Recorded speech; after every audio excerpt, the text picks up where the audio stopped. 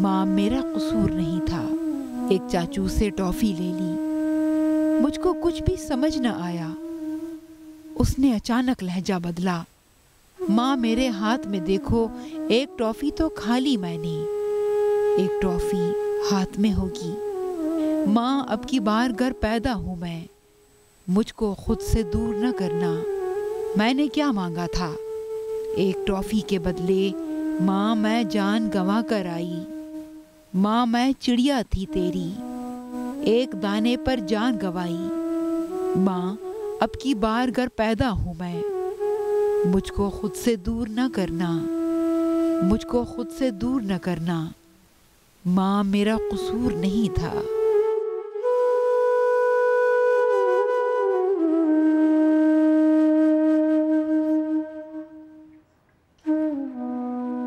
माँ मेरा कसूर नहीं था।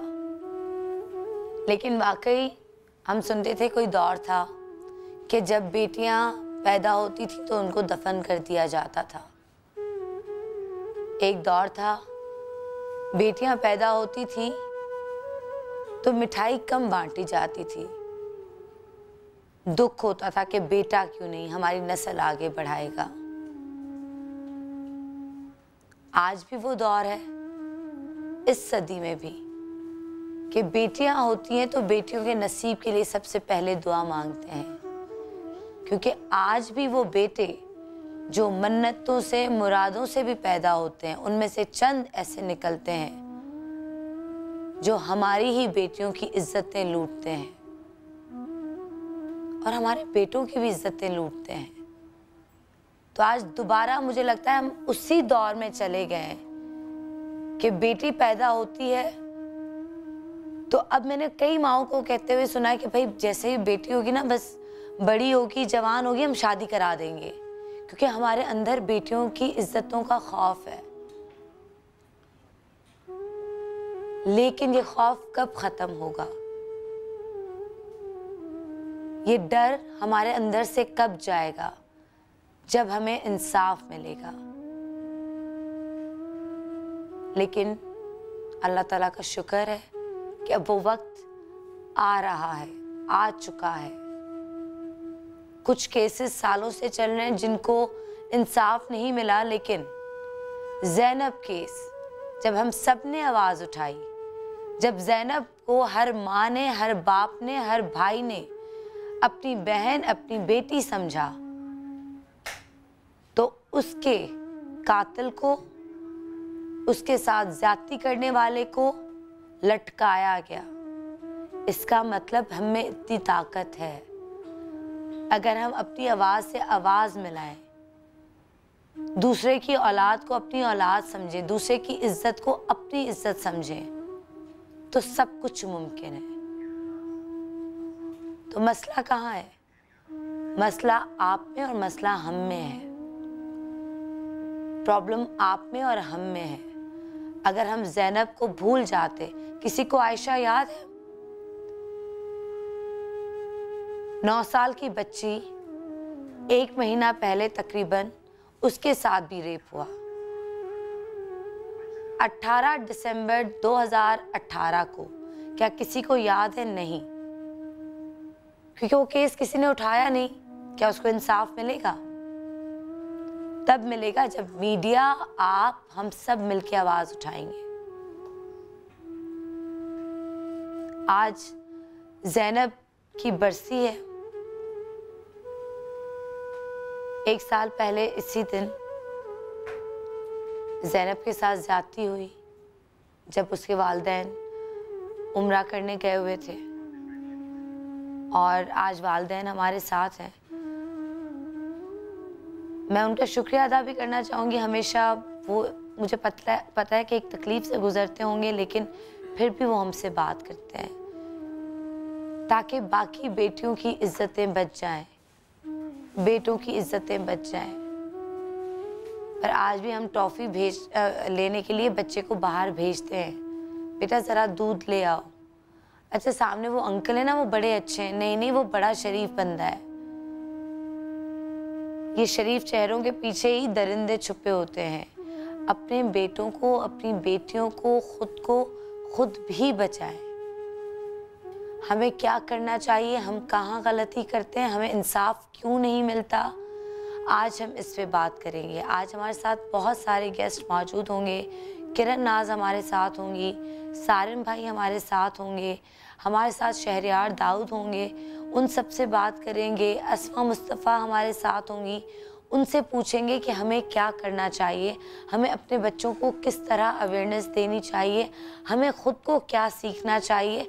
ऐसा भी नहीं कि हम बच्चों को हर उस चीज़ से डरा दें कि उनको मर्दों से, उनको हर आदमी से, उनको मामू से, उनको चाचू से, उनको अपने इवन बाप से डर लगने लगे।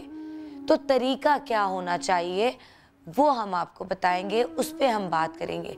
ऑडियंस से मैं पूछना चाहूँगी कि कभी किसी के आसपास ऐसा कोई केस हुआ हो, कभी किसी बच्ची के साथ ज्यादती हुई हो और इंसाफ ना मिला हो, कभी ऐसा हुआ है? कभी आपने कोई कहानी सुनी हो, कोई बात करना चाहेगा? कभी आपने ऐसा नहीं सुना? ज़ैनब के इस पे कुछ बात करना चाहेंगी?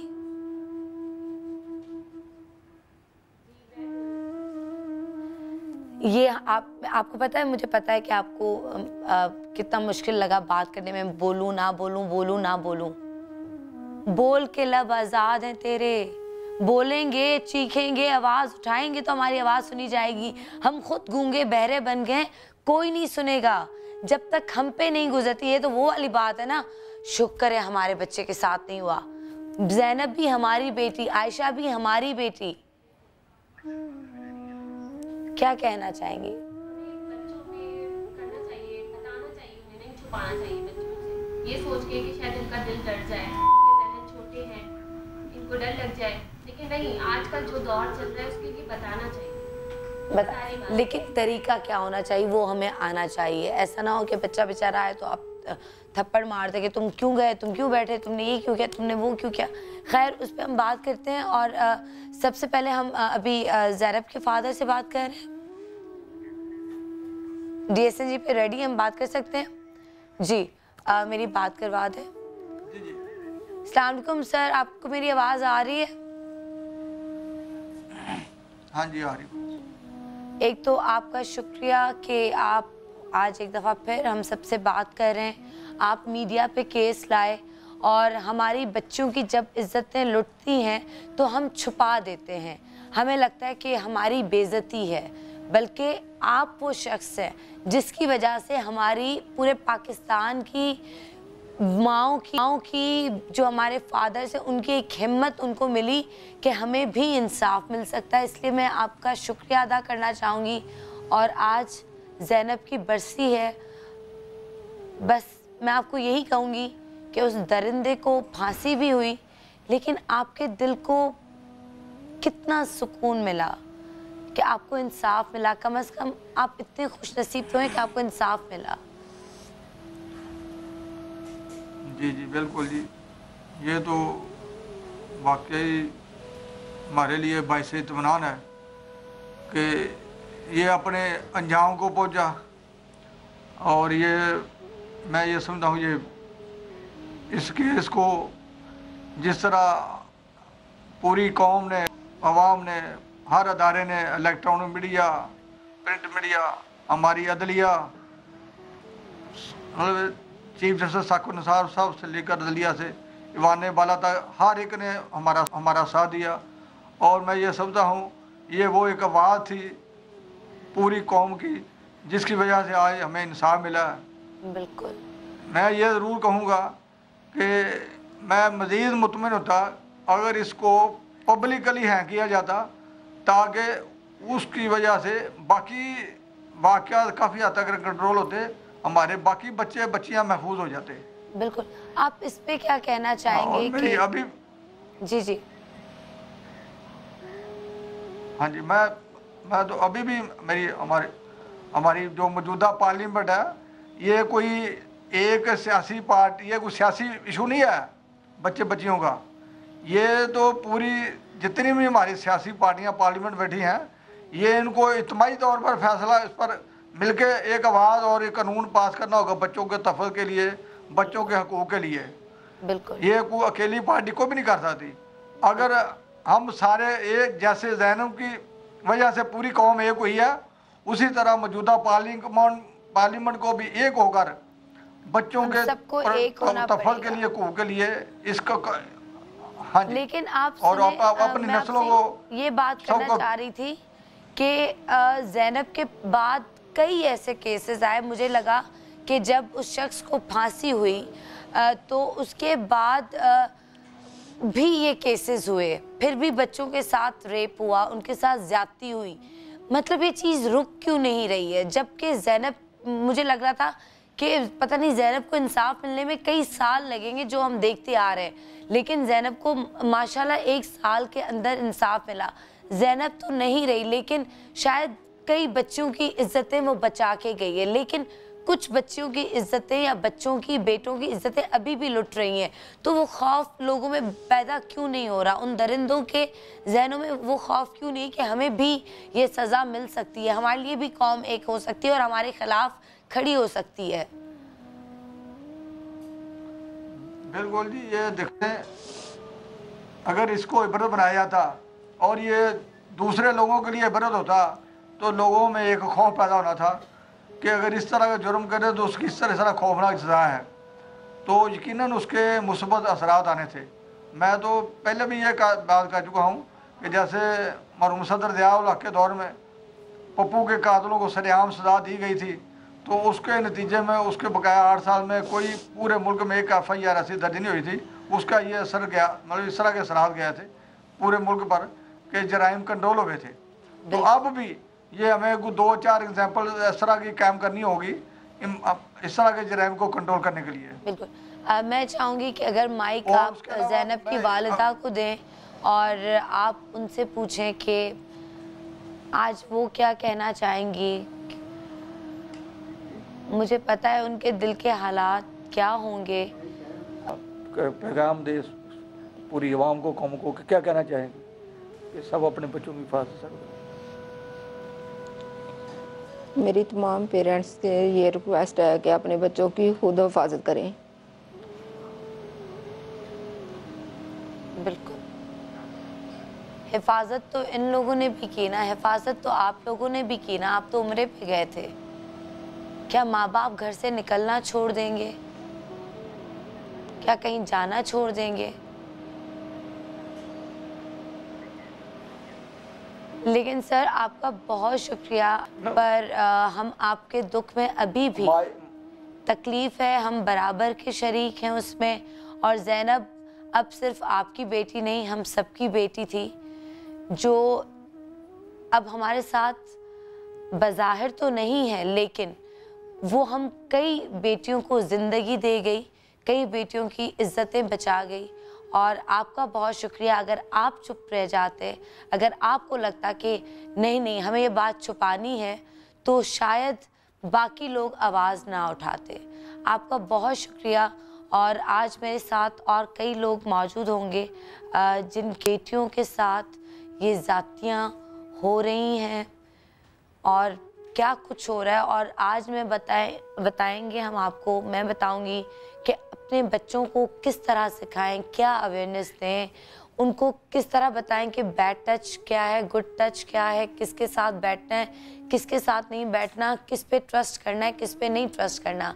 एक कहानी जो पहले भी बता चुकी हूँ, सिर्फ वो बता के मैं ब्रेक लेती हूँ कि एक शख्स, उसका अपना बहुत करीबी दोस्त, बेस्ट फ्रेंड, भाइयों की तरह, छोटी बच्ची 9 साल की, जो पिछले 8-10 साल से वो केस चल रहा है, उस दोस्त ने, बाप के दोस्त ने 9-10 साल की बच्ची का रेप किया, उसके टुकड़े टुकड़े करके अलमारी में डाल दिया। और उसके बाद उसी शख्स के साथ, जैसे इनके जनाजे में वो दरिंदा इमरान ना, वो साथ था, ठीक है, इमरान जो था वो साथ था जनाजे में, और उसी तरह वो शख्स जिसने टुकड़े टुकड़े करके अपने दोस्त की बेटी को, जो उसको मामू बोलती होगी या चाचा बोलती होगी, कुछ बोलती होगी, कि उनको इतना यकीन था कि वो मेरी बेटी को बेटी समझता है, उसके साथ पूरे कराची में ढूंढा है कि बेटी कहाँ गायब हो गई, बेटी कहाँ गायब हो गई। जब DNA टेस्ट हुए, जब पकड़ा गया जालिम, तो वही था जिसको वो अपना बाप समझती थी। जिसको वो अपना मामू समझती थी, जिसको वो अपना चचा समझती थी, उसी ने ज्यादती की, उसी ने टुकड़े किए, उसी ने अलमारी में डाला। तो सब पे इतना भरोसा मत करें, किसी पे इतना ट्रस्ट मत करें। ट्रस्ट हम करते हैं, लापरवाही हम करते हैं, और इज्जतें और जानें हमारी बच्चों की जाती हैं। एक छोटा सा ब्रेक लेते हैं। ब्रेक के बाद सारे गेस्ट हमारे पास मौजूद होंगे और कुछ ऐसी कहानियाँ जिससे शायद आपकी रूहें ज़रूर कांपेंगी।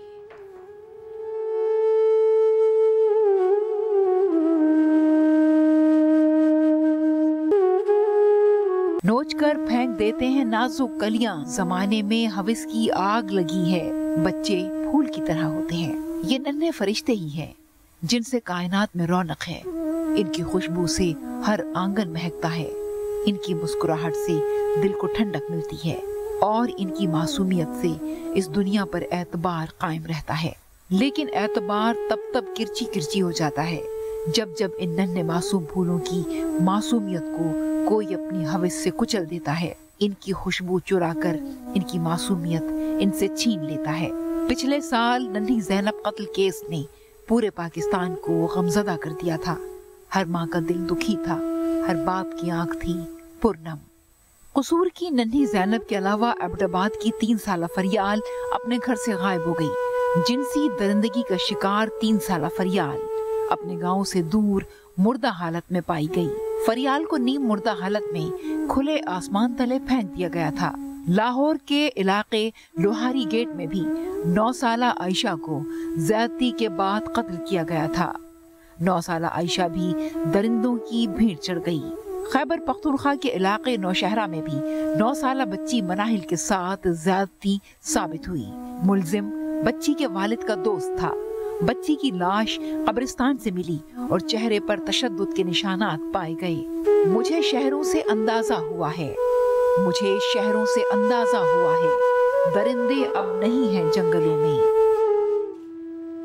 क्या बात है, दरिंदे अब नहीं जंगलों में, क्योंकि वो हमारे घरों में है। हमारे घरों में ही दरिंदे हैं। हमारे साथ यहाँ पर किरण नाज मौजूद हैं, हमारे साथ यहाँ पर अस्मा मुस्तफ़ा, सारिम भाई और शहरियार दाऊद साहब मौजूद हैं। लेकिन सबसे पहले मैं बात करना चाहूँगी यहाँ पे किरण से। किरण, आपने काफ़ी शोज़ किए, आवाज़ उठाई और आज ज़ैनब की बरसी है, क्या कहेंगी? उसके बाद भी इमरान को फांसी हुई जिसने ज़ैनब के साथ रेप किया। उसके 2 महीने बाद 17 अक्टूबर को वो हुआ, ये 18 दिसंबर को ये केस हुआ कि आयशा के साथ रेप हुआ। उसको फांसी हुई, उसके बाद भी खौफ नहीं है, क्यों? जिस वक्त हम ज़ैनब के लिए आवाज़ें उठा रहे थे सनम, उस वक्त भी आसमा भी थी, उस वक्त भी बहुत सारी बच्चियां थीं।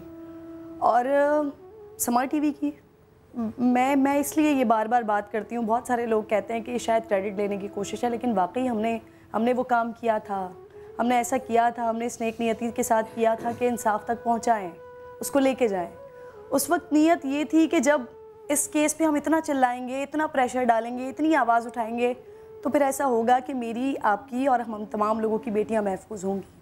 लेकिन अभी मेरी बेटियां महफूज नहीं हैं, अभी भी नहीं है। आवाज़ उठाई, चीखे, चिल्लाए। 3 साल की बच्ची, एक खातून इस चीज़ को सोच सकती है, समझ सकती है कि एक 3 साल की बच्ची, मेरी बेटी अब 3 साल की होगी 6 महीने के बाद, तो मैं इस चीज़ को बहुत ज़्यादा अंडरस्टैंड कर सकती हूँ। नहीं तब्दीली आई, कुछ तब्दील नहीं हुआ। इमरान को जब फांसी हो रही थी तो उस वक्त भी हम यही सोच रहे थे कि अब खौफ आ जाएगा, अब या अल्लाह का खौफ नहीं आएगा तो कम से कम कानून का खौफ आएगा। लेकिन दोनों खौफ नहीं आए। फिर हर गली, हर मोहल्ले, हर शहर से वही आवाज़ें आती हैं। एक कसूर की वो नन्ही ज़ैनब थी, अगर आप कसूर ही जाकर देखें तो वहाँ पर भी अभी भी बेकसूर बच्चियाँ इसी तरह लुट रही हैं, रोज़ लुट रही हैं। वहाँ लोगों ने आवाज़ें उठाना छोड़ दी हैं। अमीन अंसारी से आप ब्रेक से पहले बात कर रही थी, अमीन अंसारी साहब को मैं सलाम पेश करती हूँ। आपने एक बहुत अच्छी बात की कि हम सोचते हैं कि जब तक, अल्लाह का शुक्र है हमारे बच्चे महफूज हैं, अल्लाह का लाख लाख शुक्र है मेरे बच्चे के साथ नहीं हुआ। अमीन अंसारी वो शख्स हैं कि जिन्होंने अपनी बेटी के साथ देखा, अपनी बेटी को देखा कि वो किस हालत में इस दुनिया से, वो नाजुक सी परी उनसे रुखसत हो गई। उसके बाद जितनी भी बच्चियां होती हैं, मुझे रात को जब अमीन अंसारी साहब का मैसेज मौसूल होता है कि रात को 2 बजे 3 बजे वो उस घर में जा रहे हैं जहाँ पर उस बच्ची के साथ ज्यादती हुई है, तो मुझे अपने लिए शर्मिंदगी महसूस होती है कि क्या सिर्फ एक ज़ैनब थी। क्या वो क्यों जाते हैं वहाँ पे? वो उनके वालिदैन का दर्द बांटने जाते हैं, आवाज़ उठाने जाते हैं उनके लिए। अमीन अंसारी अब ये काम कर रहे हैं जो मेरा आपका हम लोगों का काम है कि हम ज़ैनब के बाद मजीद लोगों के लिए आवाज़ उठाएं। आपको नहीं लगता कि गलती हमारी भी है? बिल्कुल। कि अगर हमने ज़ैनब पे आवाज़ उठाई, बिल्कुल। हम चीखे चिल्लाए, लोगों की आवाज़ें जब तो एक गूंज बनी, जब गूंज बनी तो उसको फांसी भी हुई, तो फिर गलत तो हम है। फिर आवाज़ हम हर केस पे क्यों नहीं उठाते? हमारे क्या सिर्फ एक ज़ैनब थी? बिल्कुल। इस बात उसके बाद क्यों नहीं फिर आपने आवाज़, किसी भी, आपने या मैंने, हम सब ने, मैं हम सबको कसूरवार ठहरा रही हूँ, क्यों नहीं आवाज़ें उठाते? उसके बाद भी हमने मुसलसल आवाज़ उठाई। आसमा वाले केस वो पर भी आवाज़ हम आवाज़ क्यों नहीं उठाई, बनी? हमने फरियाल वाले केस पर भी आवाज़ उठाई, इसके बाद आयशा वाले केस पर भी, मनाहिल वाले केस पर भी हम मुसलसल आवाज़ उठा रहे हैं। इवन आप आज ये टॉपिक इसीलिए उन बच्चियों के लिए लेके बैठी हैं। शायद हमारी कौम बेहिस हो चुकी है। हम मिन हैसुल कौम ही उनको कभी कुछ नया हो चुके हैं। वो वाली चीज़ है कि कोई नई चीज़ मिल जाए ना, उस पर तो बहुत कोई खिलौना नहीं मिल जाता, हम खेलते हैं, मज़ा आता है। जब वो खिलौना रोज़ रोज़ मिलना शुरू हो जाए ना, अच्छा ठीक है यार, अब मुझे आई एम सॉरी से, लेकिन जैसे अभी आवाम में मैं आप लोगों से नाराज़ नहीं हो रही, बट मैं भी ये सोच रही थी कि मैं जब माओ से बात कर रही हूँ, उनके पास बोलने के लिए कुछ नहीं है, नॉट इवन ऑन ज़ैनब, कि उस पर कुछ बात कर सकें। तो ये बेहैसियत क्या है?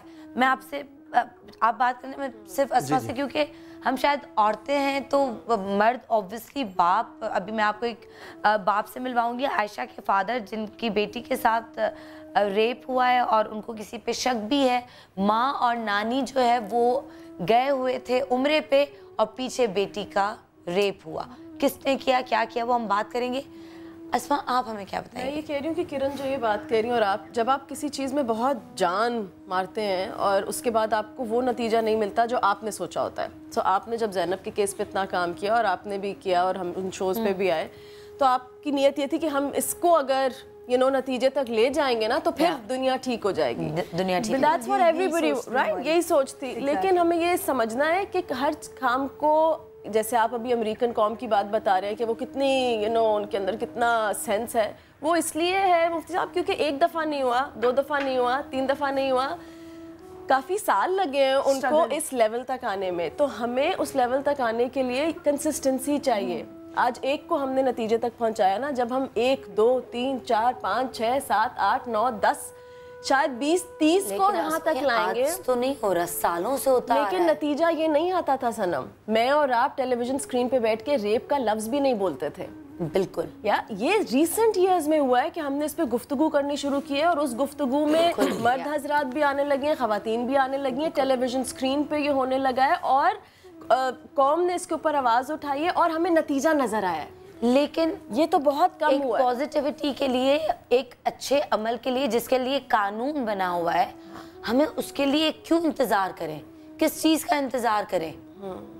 मतलब तब तक हम अपनी बच्चियां, अपने बच्चे लुटने दें? नहीं, मैं आपको ये कि जब तक हम नतीजे पे पहुंचे, जब तक प्रॉपर अभी नतीजा आए, नतीजा किस चीज है? जब कानून बार करना पड़ेगा, क्योंकि हम इस मुल्क में हैं जहाँ पे इंसाफ उस लेवल पे नहीं है अनफॉर्चुनेटली, जिस लेवल पे हम इसे देखना चाहते हैं।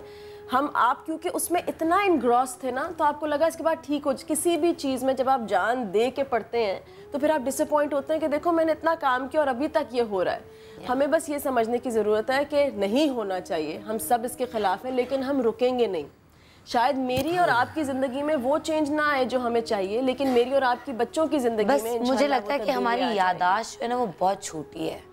हम भूल जाते हैं कि हुआ क्या, हम भूल जाते हैं। आप याद दहानी करा रही हैं। हाँ, याद दहानी करा रहे हैं कि याद करें।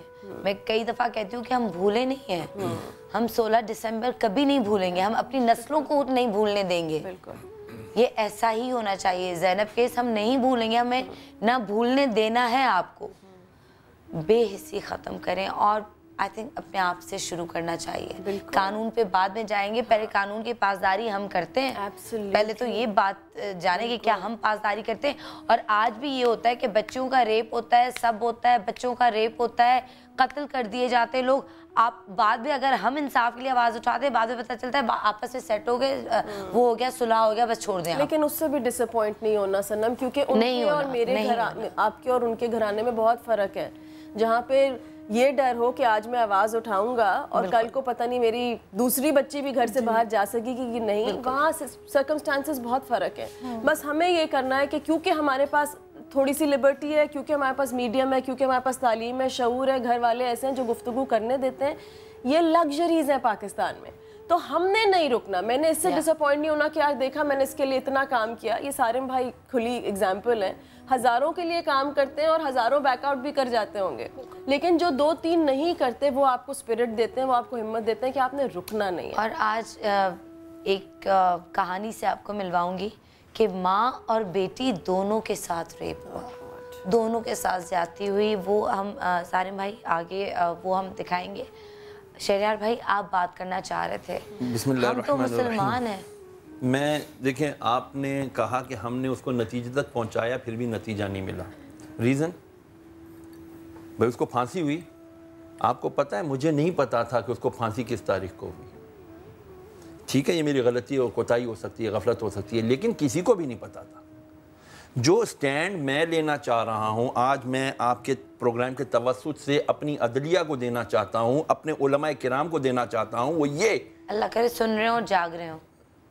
मुसीबत ये ना वो कहते हैं जी मौलवी है, जाके औरतों में बैठ जाते हैं। मैं जो जी सॉरी मैं आपको इंटरप्ट कर रही हूँ। 17 अक्टूबर का ये वाकया था, मुझे नतीजा चाहिए था। रात 3 बजे से जेल के बाहर मैं खड़ी हुई थी जब तक उसकी डेड बॉडी बाहर नहीं निकल गई। ठीक है ना, इससे भी अंदाजा लगा सकते हैं। देखें, फांसी का या सर कलम का कॉन्सेप्ट इस्लाम में क्यों है, या पनिशमेंट का कॉन्सेप्ट इस्लाम में क्यों है, वो दिखाकर दो, पब्लिकली दो। आपने उसको रात के 3 बजे फांसी दी, 4 बजे फांसी दी, क्यों दी? काल कोठड़ी में क्यों दी? क्यों इसको पब्लिक नहीं किया? क्या अल्लाह से ज्यादा मैं और आप जानते हैं इंसान की फितरत को? जब दीन हमें ये कहता है, हमें उलमाए कराम को बाहर आना पड़ेगा इस चीज के लिए। Resolution, prime minister mister Imran Khan, if you are listening, kindly listen to me with your ears of your heart. दिल के कान से सुने। ये उस वक्त तक नहीं खत्म होगा जब तक आप हकीकी इस्लामी सजाएं नहीं नाफिज करेंगे। आप उसको सरेआम चौक पर फांसी दें। ये आप लाएं, यस, क्यों नहीं? सऊदी अरब में होते हैं, वहां भी रेप होते हैं, वहां पे भी कत्ल होते हैं, लेकिन रेशो कम है ना होने के बराबर, ना होने के बराबर। हमारे यहाँ तो आप कह रही हैं हर घर में, आप कह रहे हैं हर शरीफ चेहरे के पीछे दरिंदा छुपा हुआ है, क्योंकि उस दरिंदे को पता है मैनू कुछ नहीं होने वाला। मैं फलाने जो है ना सियासी का बंदा हूं, मैं फलाने मिनिस्टर का बंदा हूं, मैं फलानी जमात का आदमी हूं, मेरे पीछे सपोर्ट है। बच्चा पकड़ा जाता है, सिंपल, वो कहता है ओए मुझे छोड़ दे, नहीं तो अभी मैं फोन करूंगा तेरी पेटी उतर जाएगी। वो कहता है जा बाबा जा, उसको भी पेटी की फिक्र। और अगर किसी के पास कोई सपोर्ट नहीं है तो वो जेब गर्म करने का हुनर जानता है। यस, देखें, मैं कल रात बात कर रहे थे, हम लोग एक जगह बैठे थे, अमेरिका से कुछ फैमिली आई हुई थी, कहती sorry to say Maulana, I could not find ईमान in any of you including you. I said I don't mind, मैं नहीं माइंड करता, मैं आपकी बात को बिल्कुल सेकंड करता हूँ। क्यों? कहता है मैंने खुद देखा, 4 महीने से मैं पाकिस्तान हूँ, अब जा रहा हूँ कल। कहता है मैं देखता हूँ 5 साल की बच्ची का हाथ पकड़े हुए माँ रोड पर आती है, रोड नहीं क्रॉस कर पाती, कोई रुकता ही नहीं, सेंसिटिविटी नहीं है। और कहते हैं हमारे यहाँ औरत या बच्ची, कोई मर्द भी, आपने रोड पे पाँव रख दिया सारी ट्रैफिक रुक जाएगी। यार हम कहाँ के मुसलमान हैं? बस मेरा यही सवाल है। मुझे याद है जब मैं नई अम्मा बनी और मैंने उसके बाद पाकिस्तान में ही रहती थी और एक कोई ट्रैवल ट्रिप आया और मैं पाकिस्तान से बाहर गई, तो मेरे हस्बैंड मेरे साथ थे, तो मैंने मुनीब से कहा कि मुझे लग रहा है कि मैं कोई, पता नहीं ये सब मुझे जस्ट बिकॉज मेरी गोद में बच्ची थी, मुझे कतारें नहीं बनानी पड़ी, मुझे हर जगह ऐसा ट्रीटमेंट मिला जो ऑनेस्टली कि मैंने मुनीब से कहा कि ऐसा क्या हो गया। I am still the same mother जो मैं पाकिस्तान में थी, बट यू राइट, वो सेंसिटिविटी लेवल हमारे यहाँ बिल्कुल नहीं है। वो क्यों नहीं है? सवाल ये कि क्यों नहीं है? जब हमें दीन सिखाया जाता है, पढ़ाया जाता है, बच्चा स्कूल से आता है तो सबसे पहले या तो मौलाना घर पे आता है या तो फिर मदरसे जाता है। ठीक है, बच्चा मदरसे जाता है, तो हमें वो इंसानियत क्यों नहीं है? देखें इस्लाम जो है ना, और ये ज्यादती जो लोग कर रहे हैं, मतलब ये दीन के हवाले से अगर मैं पूछूं कि इसमें वो कहते हैं ना कि आप एक सही उम्र में बच्चे की या बेटी की, जैसे वो बड़े हों जवान हों, उनकी शादी करा दी जाए, क्या उससे वो रेशो कम हो सकता है? यहाँ तो हम सनम इतनी छोटी बच्चियों की बात कर रहे हैं। आई अंडरस्टैंड आप जो कह रहे हो कि शायद क्या उससे क्योर निकले, लेकिन आप मुझे बताएं, अभी तो हम बात करें 3 साल की बच्ची, 4 साल की बच्ची, 5 साल की बच्ची, और हम कुछ ऐसे मर्दों की भी बात करें जो शादीशुदा थे। एग्जैक्टली मैं तो मुझे नहीं पता कि इससे सेंस मिलेगी कि नहीं मिलेगी। मैं वही जानना चाहती हूँ ना कि दीन ने ये कहा है कि भाई ये उम्र है, इसमें कर दिया जाए, तो क्या उससे रेशो में कमी आएगी? क्या ज्यादतियां कम होंगी? क्या हमारी बेटियों की इज्जतें बचेंगी? और मैं बार बार बेटे लफ्ज भी कह रही हूँ क्योंकि आपको लगता है सिर्फ लड़की की इज्जत लुटती है, बच्ची की नहीं। यहाँ पे छोटे बेटों की इज्जतें भी लूटी जाती हैं। 12, 13, 15 साल के बच्चों की कहाँ इज्जतें लुटती हैं। अगर मैंने वो लफ्ज यहाँ पे बोले ना, सबसे पहले तो आप लोग आके मेरे खिलाफ यहाँ पे धरना देंगे। जैनब के लिए धरना नहीं होगा, सनम बलोच के लिए धरना होगा। इसलिए बोल नहीं रही, लेकिन समझने वाले समझ गए होंगे कि कहाँ बच्चों के साथ रेप होता है।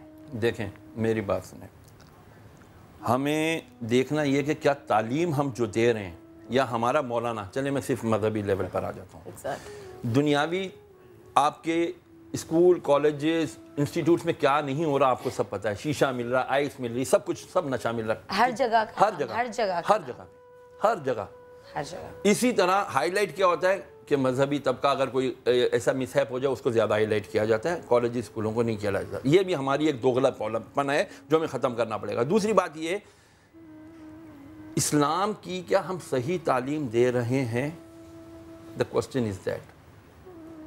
देखें, हमें जो दावेदार हैं वो जवाब देना चाहिए। मैं इसीलिए सवाल पर सवाल कर रहा हूँ। देखें, हमें सिर्फ यही बताया जाता है, या हर जगह कहा जाता है, हर मजहबी आदमी यही कहता है, ख़वातीन को पर्दा करना चाहिए, ख़वातीन को पर्दा करना चाहिए। द क्वेश्चन इज दैट, उस पर्दे वाली आयत का जुज़ पार्ट 2, पहले पार्ट, बल्कि उससे पहला पार्ट, और मर्दों निगाहें नीची रखो। बिल्कुल बिल्कुल। मुझे नहीं पता कि किसी बाप ने अपने बेटे को ये कहा होगा कि बेटा निगाह नीची रख के चलना बाजार में जब तुमने चलना है। बेटी को ज़रूर कह रहा हो बेटा चादर लेना, दुपट्टा लेना, इस तरह लपेटना, बेटे को कभी नहीं कहा होगा। ये जो दरिंदे हैं वो बेटे ही तो हैं। बिल्कुल। तो जब तक हम घर से जब ये दरिंदे तैयार करना बंद नहीं करेंगे उस वक्त तक सही नहीं होगा। लेकिन कोई माँ दरिंदा ना पैदा करती है ना दरिंदा बनाती है। बात नहीं कर रहे ना, बात उस नहीं, अभी देखें बाप के ऊपर आ रही है। मैंने वही कहा, बेटों की ख्वाहिश करते हैं और वही बेटे बेटों की इज्जतें लूटते हैं। इस वक्त अभी मैं अस्मा से ये बात कर रहा था, मुझे रात को एक कॉल आई किसी अपर पंजाब से। वो कहती है कि I am 43 now, graduate lady, मैं खुशी नहीं पाई, मैं साइकेट्रिस्ट साइकोलॉजिस्ट सबके पास जा रही हूँ, किसी ने भी उसको नहीं वो निकाल सका। उसके अंदर क्या, कल रातों में बातें करते करते 1 घंटे से ऊपर उसके साथ बात हुई है फ़ोन पर। उस औरत ने फिर कल बताया कि when I was 7 years old, 7 साल की थी, तो मुझे एक आदमी अपने हाथ पकड़ के ले गया, बेटा चलो अभी चलते हैं, और एक वीराने में जाकर के ही ट्राइड, सक्सेस नहीं हुआ, लेकिन वहां से वो लड़की टूट गई। 7 साल से लेकर 43 साल, आज तक शादीशुदा है, 2 बच्चे हैं, लेकिन कहती है आई एम नॉट हैप्पी। भूल नहीं पा रही वो वाकया, वो भूल नहीं पा रही। मुफ्ती साहब आपने कहा कि जब, सॉरी आपको ब्रेक पे तो नहीं जाना? नहीं मुझे क्योंकि आपने जाना, मेरा बिल्कुल दिल नहीं चाह रहा आप जाएं, और सारिम भाई तो खैर मेरे साथ अभी बैठे, तो मैंने कहा सारिम भाई से फिर मैं डिटेल में बात करती हूँ ताकि आप लोगों को निकलना भी है। तो मैं चाह रही थी कि लोगों को अगर थोड़ी सी अवेयरनेस दें, वो जो हम गुड टच और बैड टच पे आके रुक गए, but what is you know क्या हल है? आप इंट्रोडक्शन में कह रहे थे कि आप बच्चियों को निकालना छोड़ दें, नहीं ये हल नहीं है। क्या उन्हें बहुत ज्यादा डरा दें, नहीं ये हल नहीं है। 3 साल की बच्ची को अबाया तो नहीं पहना सकते, उसको गुड टच बैड टच का भी नहीं बता सकते, उसको 1 साल की बच्ची को भी नहीं बता सकते। बिल्कुल 3 साल में मैंने तो बता दिया था, नहीं बहुत मजे के अंदाज से, और वो इतना इनग्रेन्ड हो गया। एग्जैक्टली, मैंने भी अपनी बेटी को समझाया, उसे बताया है। इवन उसको कोई अगर ऐसे करके टच करता है तो वो उसको कहती है नो, बट स्टिल कैसे बता सकते हैं? एक बहुत आसान सा पैरामीटर क्या होना चाहिए माओ के लिए? बहुत आसान सा पैरामीटर ये होना चाहिए कि वो खुद भी समझें और बच्चे को भी समझाएं, anything that feels wrong is wrong. क्योंकि ये बहुत बड़े लेवल पे, जब पाकिस्तान में एंटी सेक्सुअल हैरेसमेंट लॉ आया, मैंने उसकी और हम मुख्तलिफ इदारों में जाते थे ट्रेनिंग करने के लिए, तो मर्द हज़ार बड़े परप्लेक्स नज़र आते थे, कंफ्यूज, क्यों पहले तो हम तारीफ़ कर देते थे, अब तो ये भी सेक्सुअल हैरेसमेंट में आ गया। तो क्या है लाइन, क्या है लाइन? बस ये है, और मुझे क्या महसूस होता है और आपको क्या महसूस होता है ये अलग है। हो सकता है आप बहुत चीज़ों से कंफर्टेबल हो, मैं नहीं हूँ, और अगर मेरा बच्चा उस चीज़ से कंफर्टेबल नहीं है, बस वो मेरे लिए पैरामीटर है। और बच्चे, हर इंसान की हिस बहुत तेज है, आपको एक वाइब मिल जाती है, बच्चों की भी एब्सेंट। मुझे अभी तक याद है, हम छोटे से होते थे, हमारे घर एक अंकल आया करते थे, और मैं और मेरी बहन अपनी अम्मी को कहते थे ये हमें ठीक नहीं लगते, और मेरी अम्मी हमसे बैठ के बहुत ओपन कॉन्वर्जेशन करती थी, लेकिन हम आज तक समझा नहीं सके, क्योंकि क्या होता है, हम माँ बाप कोशिश करते हैं कि लॉजिक पता चले। बेटा क्या उन्होंने कभी आपको ऐसे हाथ लगाया, बेटा क्या अभी आपने ऐसे किया, जहन को समझना बहुत ज़रूरी है, लेकिन उसमें हम इग्नोर कर देते हैं कि अच्छा बेटा कभी ऐसे हाथ नहीं लगाया, कभी उन्होंने ऐसी बात नहीं की, फिर आप ऐसा मत सोचो। हाँ, तो हम क्या करते हैं कि थॉट्स को फोकस करते हैं, जहन को फोकस करते हैं, लेकिन फीलिंग को दबा देते हैं। हमें लगता है इमोशन जो है ना, ये जज्बाती लोगों की बात है, इमोशन जो है ये हमारी डिसीजन मेकिंग, फैसला करने की सलाहियत को रोक देती है, तो जज्बात को बीच में मत आने दो। लेकिन मैं और आप ये जानते हैं कि आज तक आपने अपनी ज़िंदगी का जो फैसला भी किया है उसमें कोई ना कोई जज्बा शामिल था, क्योंकि न्यूरोसाइंस ये बताती है कि हमारा जो बायोलॉजिकल जिस्म जैसे बना हुआ है, उसमें जो जज्बात की, I don't want to go too deep, लेकिन आपकी जो सोचने की सलाहियत है और जज्बा रखने की सलाहियत है, ये इंटरट्वाइंड है, ये मिली हुई है। बिल्कुल। तो अपने बच्चों को अगर वो कह रहे हैं ना कि नहीं महसूस, अम्मा मुझे सही नहीं लग रहा, ये एक ट्रिगर पॉइंट है, इसको समझें। मेरी एक दोस्त बताती है कि मैं अपनी अम्मी को कहती थी कि कारी साहब जो है ना, बस मुझे नहीं दिल चाहता इनसे पढ़ने का। मैं अपनी बेटी को एक कुरान की जगह पे लेके जाती थी, और मेरी बेटी ने कहना बस बहुत अच्छी, हम उनको आपा आपा कहते हैं, लेकिन उसने बस रोना शुरू कर दिया कि मुझे नहीं जाना। एक दिन मैं लेके गई और साथ बैठी रही, और दूसरे दिन मैंने कहा यार अगर मुझे नहीं पता क्या है, मुझे नहीं पता मुझे बता रही है नहीं बता रही है, लेकिन अगर उसको सही महसूस नहीं हो रहा ना, निकाल लें। माँ बाप के लिए कोई बच्चे बोल पाते हैं, कोई बच्चे नहीं बोल पाते। कुछ घरानों में कहते हैं कि चैनल खुला रखो तो बोल पाएंगे। I know of liberal families जिन्होंने कभी बच्चों को नहीं डांटा, वो बच्चे भी नहीं बोल पाए। आपने जैसे कहा, मैंने अपनी 3 साल की बेटी को बहुत मज़े से समझाया। अगर आपको, मेरे पास 2-3 मिनट ही हैं और यू हैव टू लीव, आपने जाना है, अपना आपका कुछ है, तो अगर उन 2-3 मिनट में आप बताएं माओ को कि वो अपने 3 साल के बच्चों को, 4 साल बच्चों को किस तरह एक्सप्लेन करें कि गुड टच, बैड टच, बस आप बच्चों को बहुत सिंपली बता दें, बेटियों को बता दें कि भाई फॉर एग्जांपल अगर आपके घर में बेटी है तो आप उससे पूछें कौन से आपकी बॉडी के 3 पार्ट्स हैं। ऐसे मैं आपको आपकी बॉडी के 3 ऐसे पार्ट्स बताऊंगी जिस पे सिर्फ मामा और बाबा एंड यू कैन लुक, और किसी को राइट नहीं है। तो वो chest area between the legs and your bum के, जो भी आपके बच्चे लफ्ज इस्तेमाल करते हैं, द बैक।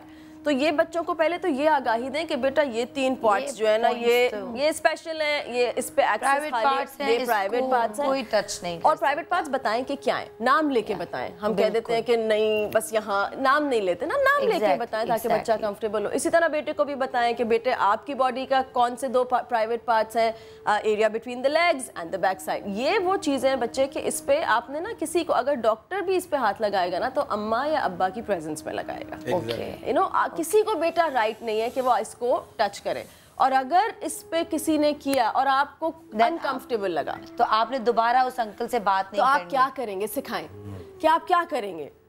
तो वो बच्चे को आप 2-3 चीज़ें सिखा दें। एक, अगर आपके साथ कोई नहीं है बड़ा तो आप चीखेंगे। तो मैं और जोई प्रैक्टिस करते हैं उसकी तकरीबन एवरी मंथ ना हो कि आपको याद है आपने कैसे चीखना है, और हम चीख मारते हैं जोई। रिकॉल कराएं जब भी आपको लगता है कि 2 महीने में एक दफ़ा। फिर आप उन्हें बताएं, अच्छा अगर आपके साथ स्कूल में ऐसे होता है, हु डू यू ट्रस्ट, क्योंकि हर जगह तो अम्मा नहीं होंगी ना, हर जगह अब्बा भी नहीं होंगे। Who is your trustworthy member at school, तो वो कहती है मेरी टीचर है। तो आप बच्चे को बताएं, अच्छा स्कूल में हुआ किसी ऐसी, आपने अपने ट्रस्टवर्दी मेंबर के पास भागना है। सो चीखें, भागें, मदद लें, बहुत सिंपल सी चीज़ें बताएं और अम्मा को बताएं। एंड बच्चे को किसी तरह आपने ये इंटीग्रेट कराना है कि इट्स नॉट योर फॉल्ट, बेटा कुछ होता है ये आपका कसूर नहीं है, इट्स नॉट योर फॉल्ट। और ये सॉरी सर, बस जस्ट लास्ट थिंग कि ये चीज़ आप खाली ना गुड टच बैड टच पे नहीं सिखा सकते। exactly. अगर बच्चे ने ग्लास तोड़ा है घर में और आप उसे कहते हैं तोड़ दिया ना, देखो तुमने ग्लास, तो वो समझ लेगा कि नुकसान होता है गलती से भी तो मेरा फॉल्ट है। बिल्कुल। तो ये घर में हर चीज में आपने करना है कि नुकसान हुआ, लेट्स कोई टॉक बात अबाउट, नहीं, आपने जानबूझ के तो नहीं किया ना, इट्स ओके, हो गया, इट्स ओके, एग्जैक्टली। सारिम भाई बिल्कुल मैं अब आपकी तरफ आऊंगी, लेकिन एक छोटे से ब्रेक के बाद ब्रेक लेते हैं, वापस आएंगे। आयशा के फादर से मैं आपको मिलवाऊंगी, जिनकी वालिदा और नानी जो है वो उम्रे पे गई थी और पीछे बच्ची का रेप हुआ। जानेंगे कि उनको किस पे शक है, और एक माँ और बेटी के साथ रेप हुआ, वो क्या है, वो सारिम भाई से मैं जानूंगी। वो कहानी आज हमारे साथ यहाँ पर मौजूद होगी। Thank you.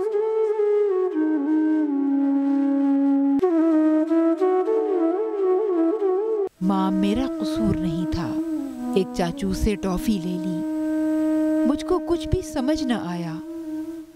उसने अचानक लहजा बदला, माँ मेरे हाथ में देखो, एक टॉफी तो खा ली मैंने, एक टॉफी हाथ में होगी। माँ अब की बार घर पैदा हूँ मैं, मुझको खुद से दूर न करना।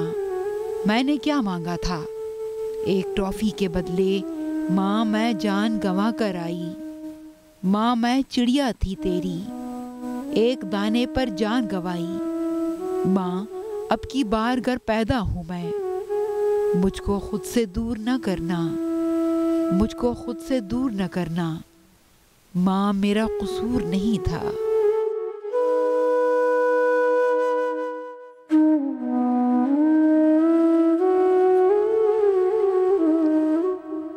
अच्छा जी, हम वापस आ चुके हैं और मुझे वैसे तो आयशा की कहानी की तरफ जाना था। उनके फादर हमारे साथ हैं, बस मुझे थोड़ा सा टाइम दे दें, क्योंकि एक माँ जिनका चेहरा हम आपको नहीं दिखाएंगे, जिनका नाम मैं आपको नहीं बताऊंगी, लेकिन सारिम भाई उनको हमारे पास लेकर आए। मैं शुक्रगुजार हूँ सारिम भाई की।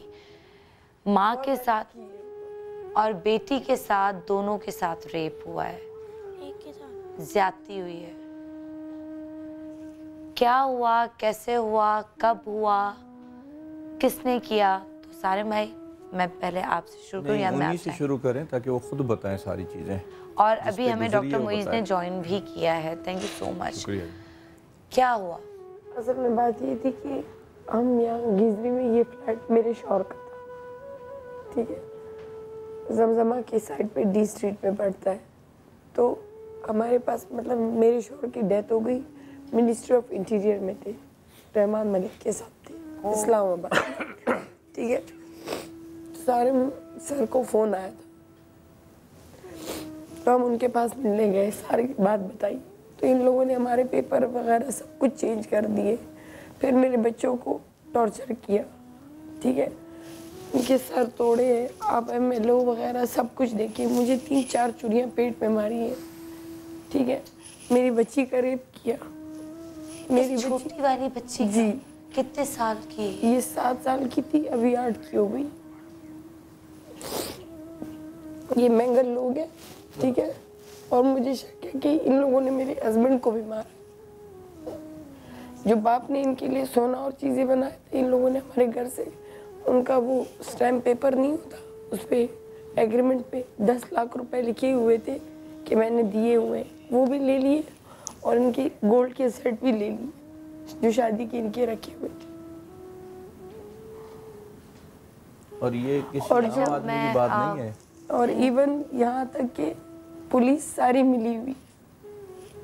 आई एम सॉरी, मैं चाह रही हूँ इन दोनों बच्चों को अगर आप अलग बिठा के हर चीज़ पूछ सकती हैं। नहीं, मैं अभी इनको बाहर भेजना चाह रही हूँ यार। आप कैमरा हमारी तरफ रखें ताकि हम बच्चों को, दोनों बच्चों को बाहर भेज दें। मेरी बेटी के सामने, क्योंकि जो आपने बात की कि वो ज़हन नशीन, तो अगर हम रिपीट करते रहेंगे बच्चों के सामने, इसीलिए मैं इसी से या तो आई एम सॉरी, मैं अपने बिठा दिया। बच्ची का 2 घंटे का ऑपरेशन हुआ। अच्छा, सिविल में रेप, ज्यादती हुई, आपके हस्बैंड की डेथ हो गई, आपके साथ भी ज्यादती की? जी, मेरे से। और आप उनको जानती हैं? 2 बंदे थे।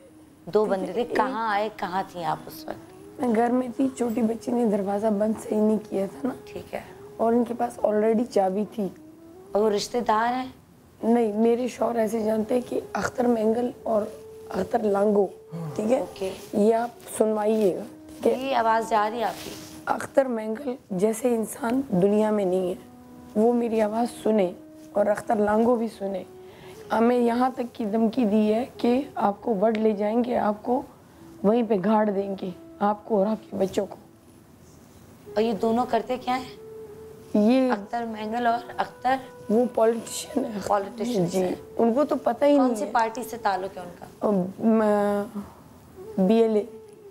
और उन्होंने धमकी दी आपको? उन्होंने नहीं दी। नहीं, वही मैं मतलब उनका नाम यूज कर रहे हैं। हाँ। उनका नाम यूज कर रहे हैं, जिन्होंने चाह रही हैं उन तक आवाज पहुंचाना चाह रहे हैं। आई एम श्योर के सुन रहे होंगे।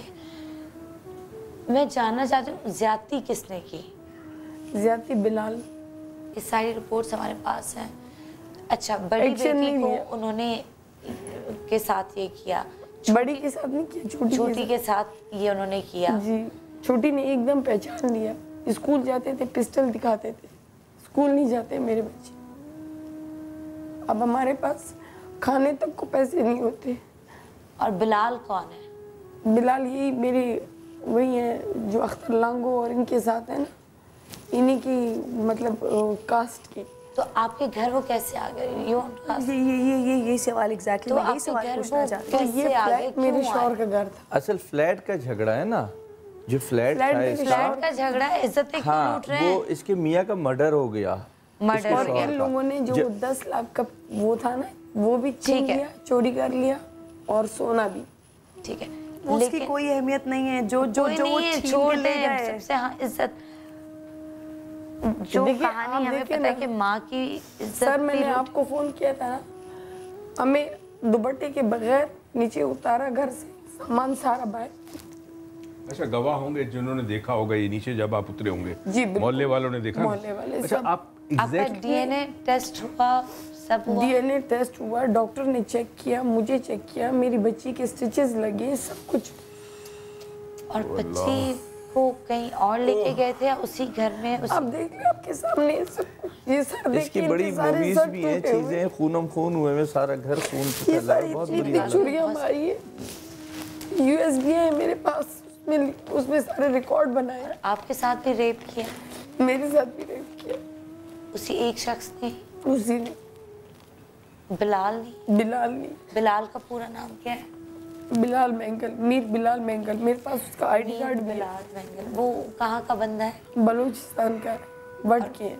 यही रहता है कहीं कराची? यहाँ पे अभी तो नहीं है। जब ये केस हो गया, हमें घर से जो निकाल दिया ना। FIR दर्ज करवाई आपने? मैंने FIR दर्ज करवाई। मेरी FIR ये लोग दर्ज ही नहीं करे। मैं आपको साफ बात बताऊँ ना, जज को जब मैं गई, मैंने कहा मैं सुप्रीम कोर्ट जा रही हूँ, ठीक है, मैं जिसकी बीवी हूँ मैं वहाँ तक पहुँच सकती हूँ, ठीक है। तो कह रहे हैं कि जज को कह रहे हैं कि जज ने मुझे कहा 11 नंबर कोर्ट था साउथ का, ठीक है। तो उन्होंने कहा ठीक है, हम कल अरेस्ट करेंगे। अगले दिन 1 साल की छुट्टी उसने दी। ये देखिए सर, बच्ची को, ये बच्ची को, ये मेरे बच्ची के, मैं आपको मोबाइल में दिखाऊं, जैसे बकरा ज़िबा किया हो, यहाँ मेरा छुरी मारी। आपके पास सिर्फ होगा ना? मैं और इसका अपना मियाँ वज़ारत दाखिला में था, कोई आम आदमी की बात नहीं हो रही है। मतलब ये हाल ऐसे लोगों के साथ मैं दिखाना चाह रही हूँ जिसमें बच्ची की पिक्चर क्लियर नहीं है या पिक्चर ना हो, इसलिए मैं पहले आप उनका सर देखिए, बाल हटाए और देखिए, बिल्कुल इनके स्केल चेक किए, हर चीज़ इनमें है। ये कपड़े और तौलिया, ये सारी चीज़ें दी हैं। कह रहे कुछ डीएनए है नहीं, कुछ है कपड़े और तौलिया ये किस वक्त का है? ये जो मैंने ब्लड इनका रोका है, किसी तरह रोका है बच्ची का, या तो हमें मौत दे दे बस। ये MLO मौजूद है कि मौजूद है, कोई ऐसी चीज नहीं है। आपकी बेटी माशाल्लाह आपके साथ है, जिंदा है। मेरी छोटी बेटी है, कहती है कोई ये इसका क्लोज नहीं बना रहा। वो बिल्कुल तौलिया है वो। हम जो है, ठीक है मैम आपको एक बात बताऊँ, हम जो है ओके, मेरी अम्मी नहीं है, अब्बू नहीं है, कुछ नहीं है, मेरा शौहर था बस। अब वो अच्छे इंसान थे? बहुत अच्छे थे। अगर वो होते तो शायद हम यही इस हालत में नहीं होते। ये पिक्चर दिखाएं। हमारे पास इवन देखिए खाने तक की नहीं है। आप मेरे पेट के देखिए, उसके देखिए, ये कट देखिए जरा, पाँव ये कट देखिए, पाँव पे, हाथों पे, ये कट किसका है? ये जब तशद्दुद किया है उस छोटा सा कट है, क्या हम दिखा ये सकते मैं हैं? ये जगह आपको दिखा नहीं सकती हूँ। ये सारे नाखूनों से चीरे, पीछे सारे तो चीरे। उन्होंने मारा भी? छुरियाँ जो मारी थी ना कपड़ों, ये सारे कपड़े दिए हैं सर हमने, और कहते कि नहीं है। उफ, अभी इस बात का हम क्या बोले, आप बताएं। ये दिखा सकते हैं आप लोग, ये दिखाइए पैरों पे कट्स, पूरे पूरे ऐसे काटे हैं। ये देखिए निशान है। दिखाएं, ये मुझे भी दिखा सकती हैं आप? ये देखिए पूरा यहाँ कट है। ये कितना अरसा पहले हुआ है वाकया? इसमें डेट सारे लिखी हुई है। हम लोग कितने परेशान हैं, खुद भी कुछ क्योंकि समझ सारी ही नहीं आ रहा। फाइल्स पढ़ नहीं सकती ना अभी, इसलिए मैं आपको पूछ रही हूँ। आपने कुछ तीसरा मुझे दिखाया था, याद है बिलाल आपको का भी कितना इसमें कुछ पुराना है वाकया पिक्चर है? या कुछ? ये 2017 से शुरू हुआ है और 2017 से आप चाह रही हैं कि कोई आपकी आवाज़ बने। कोई नहीं आवाज़ सुने। आखिर नहीं सारिंग दिखा साहब सकती के पास गए, क्योंकि बस इनके उन्होंने पूरी बॉडी का यहाँ पर है और खून लगा हुआ है और पेट ऑब्वियसली मेरे नजर आ बच्चों रहा के है। देखिए एज अभी ये पढ़ने की है। बात ये है ना, देखें फ्लैट पे झगड़ा है, फ्लैट इसका था या यहाँ नहीं पे था, इनको ये कौन छुरियां सा मारी हैं इस तरीक़ाकार है? ये दिखा कौन सा तरीका है? बिल्कुल। और धमकी देखे ना सर, ये पूरा इनका मैंगल यहाँ साहब पे को आप जानते ब्लड हैं है कि वो वो। कैसा इंसान है। तो बिलाल अभी आज़ाद घूम रहा है, आज़ाद घूम रहा है, यू कैन सी इट। और बार बार वकील को ये बोल रहे हैं कंप्रोमाइज़ करें, ठीक है, कुछ किया है तो कंप्रोमाइज़ कर रहे हैं, अगर कुछ नहीं किया तो क्यों बोलते कि कंप्रोमाइज़ करें। मैं खुद पढ़ी लिखी लड़की हूँ। आपने चीखा चिल्ला, आप अपार्टमेंट्स में रहती हैं राइट? ये आधी रात को चीखा आते थे। आधी रात को भी चीखती चिल्लाती, लोग आते अरे मेरी पड़ोसी आते। बहन सनम, ऐसा उस नहीं वक्त जब होता, वो अस्मा भी इलाका बोल रही थी, मैं सुनसान यही है। कहना चाह रहा था, हम अगर यहाँ बैठ के बात करें ना कि हम बच्चों को सिखा रहे गुड टच, बैड टच, या चीखें या चिल्लाएं, उससे तो और आपकी जान जाती है, ठीक है ना। यहाँ पे जुल्म किया जाता है, यहाँ पे उठा करके लेके जाया जाता है, यहाँ पे गुंडे ला करके घुस करके काम किए जाते हैं। एक आपके बंदा चीखने बाहर चिल्लाने से तो और मारेगा आपको आकर के। तीसरा जो है हम आके ये काम कर रहा हूँ। ये पूरे मैं प्री प्लान काम होते हैं, तो कोई बंदा डंडे लाते, पिस्टलें लाते हैं, रस्सियाँ लाते हैं, उस तरीके से आकर के तशद्दुद करते हैं। अच्छा, उस वक्त आपकी बड़ी बेटी हाथ कहाँ बांधे, थी? जो मेरा उससे मुंह बांधा, उसके सामने मुझे छोटी बच्चियों के सामने। कि अपनी माँ को देखो इस तरह, और बड़ी बेटी के साथ उसने कुछ नहीं नहीं, किया, उसके सर मर तोड़े, उसको स्कूल मारा। जाते थे पिस्टल दिखाते थे। रेप छोटी बच्ची के साथ रेप किया छोटी। जो 7 साल की है, बड़ी के साथ नहीं खून से किया। लथपथ पड़ी थी। अब आप बताएं, बिन बाप की यतीम बच्ची, आपके भाई, आपके रिश्तेदार, मैं आपका किसी को ससुराल। बताऊंगी, कुछ बोलूंगी तो क्या करेंगे? वो कहेंगे कि नहीं, हमें अपनाएंगे नहीं, क्यों नहीं अपनाएंगे? हम बलूचिस्तान वाले हैं। तो बलूचिस्तान वालों की इज्जतें नहीं होती क्या? इज्जतें क्या बात होती कर रही हैं। हैं? देखिए वो मेरे तो भाई ने- ज्यादा वो वाले लोग हैं कि उनकी गैरत वाले बेटियों को लोग। भी आंख उठा के नहीं देखे सर, तो वो- आंखें निकाल मैं- दें। पूरा बलूचिस्तान, पूरा बलोच लोग आपके लिए खड़े हो जाएंगे। मैम मुझे पता है, लेकिन वो जो है ना अपनी बीवियों के हो गए, बहनें अपने घरों की हो गई, माँ बाप होते तो कोई बात होती। कोई किसी के फड्डे में नहीं पड़ता। नहीं पड़ता, सही कह रहे। बदनामी होती है। आप सनम हालत देखें, ये अपनों की बात कर रही हैं, मैं अपनों की बात अपनों की बात कर रही हैं मैं कि क्यों गैरों के पास आती अपने हूँ? भाई बीवियों में मशगूल हो गए कि अब इनके साथ इतना कुछ हो गया और भाइयों के पास वक्त नहीं है कि वो इनके लिए आवाज़ भी बन सके। 1 रुपए तक हराम है जो हमें देती। तो आपका गुजर सब कैसे होता है? मैं क्या? अभी उसमें ट्रस्ट में थी 1 महीना, वहाँ रही। अब मेरे पास कुछ एक मैं बता अंगूठी देता 2 हूँ बज ना। गई थी। वहाँ जहाँ ये रहती थी जो खाली करा लिया, वहाँ नीचे एक दस्तरखान लगता था, बेनज़ीर दस्तरखान के नाम से। मैंने आपको वहाँ जा करके खाना खाते- गिजरी में है। गिजरी पे। जी, जी। और वो भी टाइम होता था कि कहीं भी होते थे तो उस टाइम पहुँचना होता था, मेरे वरना वो बच्चे दस्तरखान पहुंच उठ जाते जाएगा थे तो हम खाना भूखे ले। रहेंगे फिर। ये हमारा माशरा और ये अच्छा, मैं आयशा के फादर से बात कर सकती हूँ अगर वो DSNG पे? लाहौर स्टूडियो से हमारे साथ मौजूद हैं आयशा के फादर और आयशा बच्ची जिसका मैंने इतना आपको कर बताया देते हैं सर, हमें कि- घर दिलवा दे। मेरे बच्चे, मेरी छोटी बच्ची कहती है उसने अपने बाप को देखा है खून होते हुए, कत्ल सामने हुआ था उनका? जी, घर के बाहर हुआ था। वो घर से अंदर आ गए थे, बनियान चेंज की, वापस पेम्स हॉस्पिटल गाड़ी चला के इस्लामाबाद में मर्डर हुआ था। और फिर उसके बाद उसका सर पूरा यहाँ से स्कल काट। कातलों को अभी तक किसी ने नहीं देखा, यही लोग हैं। आपको शक है लेकिन अभी तक यकीन मुझे कंफर्म है। देखिए हमारे पीछे ऐसे क्यों पड़े? बिलाल और यही बिलाल। अख्तर लांगू? नहीं, अख्तर लांगू उसका बेस्ट फ्रेंड। अच्छा अच्छा जी। तो आप कह रही हैं मीर बिलाल और बालाज। ये उसका पूरा नाम क्या है? ये दो भाई हैं। ये दोनों भाई हैं जी। और ये कहाँ से ताल्लुक रखते हैं? ये है बलूचिस्तान से, लेकिन वर्ड से। और उनका देखिए मैंगल साहब को, अता मैंगल को, अख्तर मैंगल को, इनको बदनाम कर रहे हैं। मैं अभी अख्तर मैंगल सुन रहे होंगे कि उनकी तरह इंसान वो इनको तो खुद पॉलिटिशियंस हैं। जब पॉलिटिशियंस अपने लिए आवाज नहीं उठा रहे, वो आवाम के लिए क्या आवाज उठाएंगे? वो क्यों नहीं बोल रहे कि हम पे कैसे इल्जाम लगा रहे हैं? ये क्या चल रहा है? मतलब ये तो कोई उन्हें तो इल्म ही नहीं है ना। वो यही तो कह रही है कि मेरी आवाज उन तक जाए ताकि वो कुछ इंसाफ दिलाए मुझे। उन्हें तो इल्म ही नहीं है। अख्तर बिलाल, वो अख्तर साहब, अख्तर मैंगल साहब का कोई नंबर अगर हमें मिल सकता है, सरदार अख्तर मैंगल साहब से कॉल मिलवा। लांगो से ये पूछे कि अजमेर मंदोखिल की बीवी कौन है? हमारे घर में खाना खाते थे, वो भी मिनिस्टर था।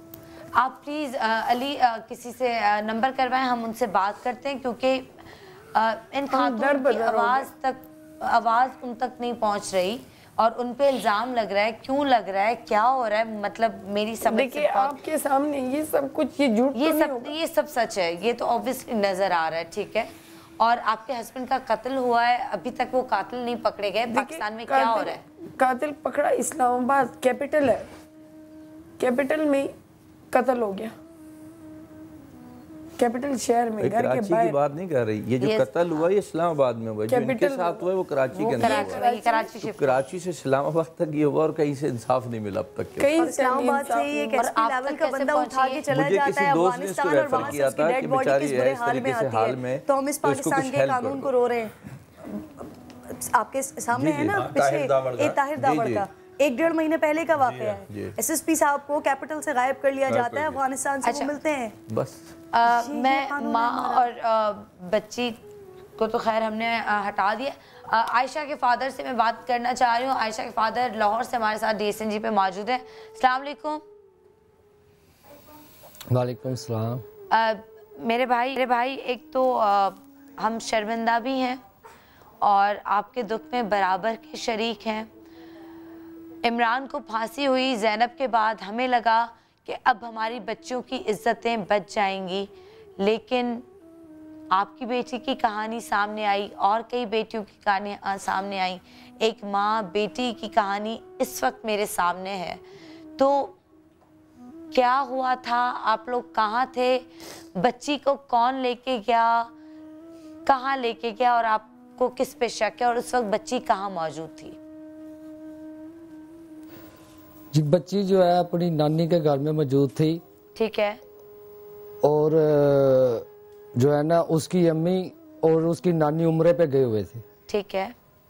और उम्रे पे जाने से पहले उन्होंने मुझसे पूछा है कि हम उम्रे पे जा रहे हैं, तो मैंने बोला जी बच्चे जो हैं वो, उसने बोला मेरा भाई है उधर घर पे, मेरी बहन है, वो ख्याल रखेंगे, लेकिन तुमने ना जो इनका खाने पीने का ख्याल रखना है, जैसे पहले रखते हो वैसे ही खाने पीने का ख्याल रखना है, बच्चे उनके पास रहेंगे। ठीक है। बच्चे तो कितने हैं आपके? मैंने कहा ठीक है। मेरे 2 बच्चे थे, एक 9 साल आयशा जमील बेटी मेरी और एक 5 साल अब्दुल्ला। ओके ठीक है। उसके बाद ये चले गए, उम्रे पे चले गए और उम्रे पे के जाने के 10 दिन बाद ये हादसा हुआ 18 तारीख को। बिल्कुल। अच्छा उस मैं घर पे, मेरा डिवोर्स हो चुका है। हाँ ये बिल्कुल हमें पता है कि आपका और आपकी वाइफ का डिवोर्स हो चुका है। हाँ जी 18-19 माह से ना मेरा डिवोर्स है और मैं अलहदा रहता था। अच्छा तो बच्चों से मिलने मुझे फोन आया सुबह, बच्चों से मैं जब जी चाहे चला जाता था और यहाँ बच्चे मुझे फोन भी कर लेते थे कि ठीक है, तो बच्चों से आपको मिलने तो देते थे। सही। हाँ जी मैं चले जाता था। और सुबह 18 तारीख को ना मुझे सुबह पहले फ़ोन आया है, मेरे बेटे अब्दुल्ला ने फ़ोन किया तकरीबन 11:30 या उससे 2-4-5 मिनट ऊपर के, पापा नाश्ता लेके आओ, हम उठ गए हैं सो के, आप नाश्ता नहीं लेके आए। मैंने बोला बेटा आज मेरी तबीयत ठीक नहीं है। तो आयशा बाजी उठ गई हैं? उसने बोला जी वो बैठी है। तो आयशा से मैंने बोला है कि आयशा आप नाश्ता ले आओ और मैं दोपहर को ना आऊँगा खाना लेके, तो आपकी मेहरबानी आप नाश्ता ले आओ। उसने मुझे बताया कि पापा मेरी भी तबीयत सही नहीं है, मेरी टांगों में दर्द है। तो फिर मैंने बोला नहीं प्लीज़ आप ले आओ। तो मेरी साली पीछे से बोली, उसने बोला कि सुना है पापा क्या कह रहे हैं, सुन लिया ना, सुन लिया ना। तो इतने में फ़ोन बंद कर दिया उसने। फिर दोपहर को 2:48-50 पे मुझे फ़ोन आया, मेरी साली ने फ़ोन किया, मरियम सुल्ताना ने। वो मुझे कहती है जी जमील भाई जल्दी से घर आ जाओ, आयशा के गले में फंदा लग गया। मैं सोया हुआ था, एकदम मैं उठा हूँ, जल्दी से भागा हूँ ऐसे ही। तो फिर मैंने फ़ोन किया, मैंने कहा कि क्या कहा तूने? कह रही आयशा के गले में फंदा लग गया और उसकी सांस बंद हो गई है। तो मैं भागा हूँ लोहारी की तरफ, सैर मीठे से ना लोहारी की तरफ भागा हूँ। तो ये मुझे हाजी मकसूद अहमद भट्ट साहब मरहूम, उनके घर के बाहर ही मिल गए हैं। मेरा जो साला है ना वो पीछे बैठा हुआ था, आयशा को पकड़ा हुआ था, और एक स्टोर वाला वो आगे बाइक चला रहा था। और जब मैंने देखा तो मेरे दिल ने मुझे उसी टाइम ऐसी गवाही दी है कि ये तो आयशा मर चुकी है। उसकी खूबसूरती, उसका रंग, हर चीज जो है ना वो खत्म हो चुकी थी। कोई उसके चेहरे पे खूबसूरती नहीं थी, ऐसे था जैसे उसके जिस्म से सारा खून खत्म हो गया। वो लेके गए हॉस्पिटल में, उन्होंने जाते ही ऐसे 1-2 मिनट में उन्होंने बता दिया कि ये तो एक्सपायर हो चुकी है। फिर भी हमने बड़ी कोशिश की हॉस्पिटल में ना, सैर मीठा हॉस्पिटल में बहुत कोशिश की उन्होंने, डॉक्टरों ने, लेडीज डॉक्टरों ने, सब ने। फिर थोड़ी देर बाद ना उन्होंने मुझे भी बाहर निकाल दिया, कहते आप ज़रा बाहर जाओ हम देखते हैं।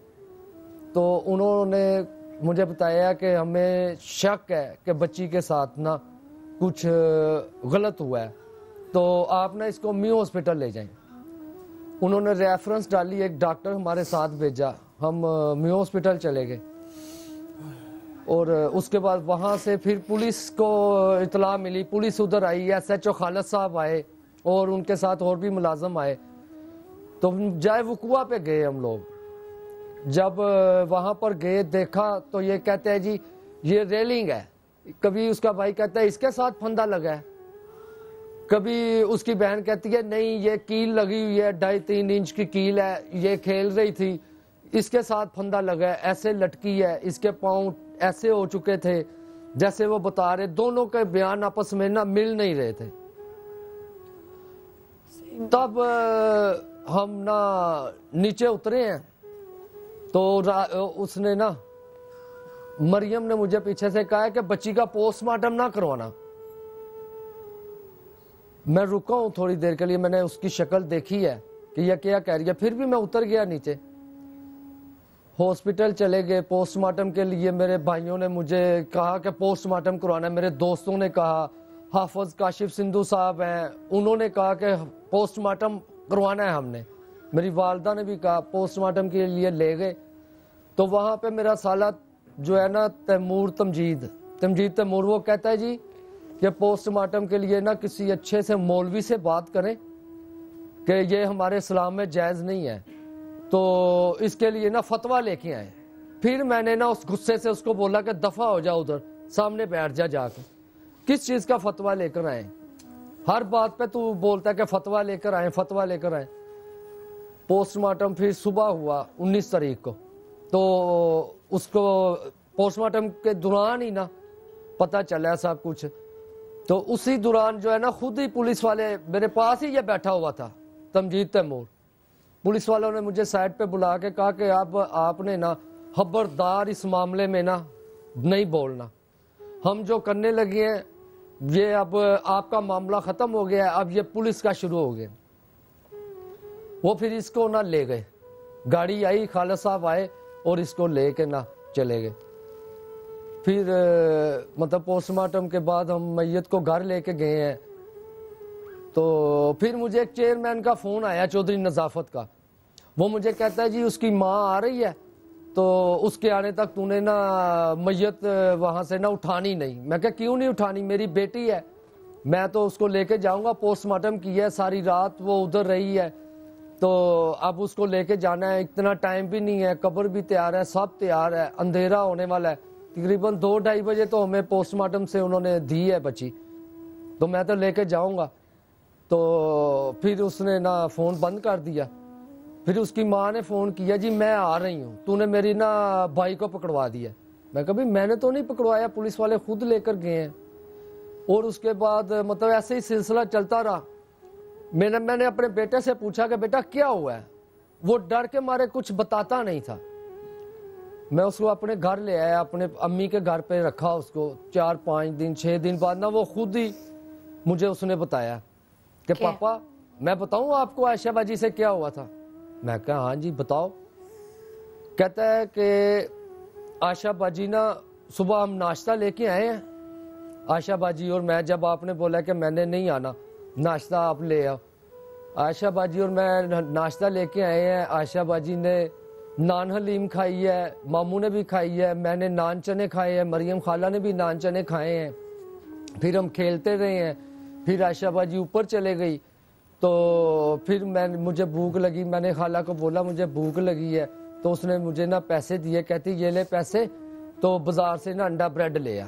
वो 5 साल का बच्चा है, इससे पहले कभी वो अकेला कोई चीज लेने गया ही नहीं। ठीक है, साथ ही स्टोर है, लेकिन गली से बाहर वो चला गया लेने। फिर कहता है कि मुझे दोबारा भेजा है जी दूध लेने के लिए। फिर मैं दूध लेने गया हूँ, दूध लेकर आया हूँ। फिर इन्होंने ना मुझे अंडा ब्रेड खाला ने बना के दिया है। मैं बैठ के खा रहा था, कह रहे तो खाला ऊपर चली गई। 1-2 लुकमे जो है ना खाला मैंने लगाए हैं, तो मैं भी ऊपर चला गया। तो कहता मैंने कहा ये क्या कर रहे हो, ये क्या कर रहे हो। तो कहते हम ना बस ऐसे ही एक्टिंग कर रहे हैं, तू आ जा नीचे। कहते नीचे ले गया। फिर मुझे भी डराया कि खबरदार अगर तूने पापा को बताया, जमील को बताया, तो हम ना तुम्हें भी मारेंगे। तो वो ये बच्चा ये वाज़िया बताता है, उसने समझ ले कि हवलदार से लेके ना डीएसपी तक को यही बयान दिया है। और उसके अलावा तारक कियानी साहब के साथ तकरीबन आधा घंटा उसने ये बहस की है। तारक कियानी साहब ने उसको यहाँ से पूछ, वहां से पूछ, इधर से पूछ, वो शुरू से पूरी बात ऐसे ही बताता था। और ये पुलिस वाले जो हैं मतलब के काम तो कर रहे हैं, लेकिन ये कुछ बता नहीं रहे। इसका मतलब कि उन्होंने ज्यादती भी की है और उसके बाद उसको मर्डर किया, उसको कत्ल किया है। मेरी बात सुने, ये तो मुझे उस टाइम मालूम नहीं था। ये तो जो एसपी साहब जो हैं, एसपी सिटी साहब ने जो बयान दिया तो कि रिपोर्ट में आया है कि उसके साथ पता रेप चला हुआ और बाद में उसको फंदा दिया गया। वो तो इब्तदाई रिपोर्ट जो है वो तो मुझे मिली, ये 2-3-4 दिन पहले मुझे दी है। उससे पहले मुझे देते ही नहीं थे, मुझे बताता ही नहीं कुछ, तो कोई बात नहीं उन्होंने मुझे बताई, किसी किस्म की कोई बात अब तक। आपके वही जो साली और साला, तो वो इस वक्त कहाँ है? क्या वो जेल में है, थाने में है? उनको पकड़ा गया, नहीं पकड़ा गया? आपकी जो एक्स वाइफ, जो अब आपकी वाइफ नहीं है लेकिन जो पहले आपकी बीवी थी, वो वापस आई, उन्होंने क्या कहा? उनको अपने भाई पे शक है या नहीं है? वो 2 लोग जो हैं वो पकड़े गए, नहीं पकड़े गए, अब क्या हो रहा है? अब जो है ना उन्होंने पकड़ लिया था, साले को भी ले गए थे, और मैयत दफनाने के बाद मरियम सुल्ताना जो मेरी साली है उसको भी ले गए थे। फिर तकरीबन ना 21 या 22 तारीख को ना उसकी बहन मतलब बच्ची की जो वालदा है वो वापस आई है। उसने कहा कि तूने नजायज मेरे बहन भाइयों को पकड़वा दिया है। उससे आने से पहले ना इसने मुझे सऊदीया से फ़ोन किया है। तो इसकी माँ पीछे से बोल रही, कहती है जी कि ना आईजी पंजाब जो है मेरा भाई बना हुआ है, और मैं जब आऊँगी जैसे तूने मेरे बच्चों को पकड़वाया है ऐसे ही मैं तुझे पकड़वा के उससे मार पड़वाऊंगी। ये उसकी वालदा जो है ना, बच्ची की नानी, ये इसने मुझे कहा। बेटी के कत्ल का गम कम था, उनको भाई के पकड़वाना उस पे ज्यादा गम था। देखे कैसे हो सकता है? माँ तो माँ है, चाहे डिवोर्स हो गया, माँ तो माँ, चाहे डिवोर्स हो गया, कुछ भी है, एक बार भी उसने मुझसे अफसोस नहीं किया। ऊपर से मुझे कहती है कि तूने आज के बाद मुझे फोन नहीं करना, मैं खुद ही ढूंढ लूंगी। आप दोनों ने अपने झगड़ों में, अपने मसलों में बच्चे गंवा दिए, बच्चे गंवा दिए, बच्ची गंवा दी। लेकिन मुझे अब बेटा जो है वो आपकी माँ के पास है, राइट? सही कह रही हूँ? नहीं नहीं नहीं नहीं, बेटा मेरे पास है। वही ना, क्या आपने कहा था फिर मैंने अपनी माँ के पास बच्चों को रखा, अब बेटा आपके पास है।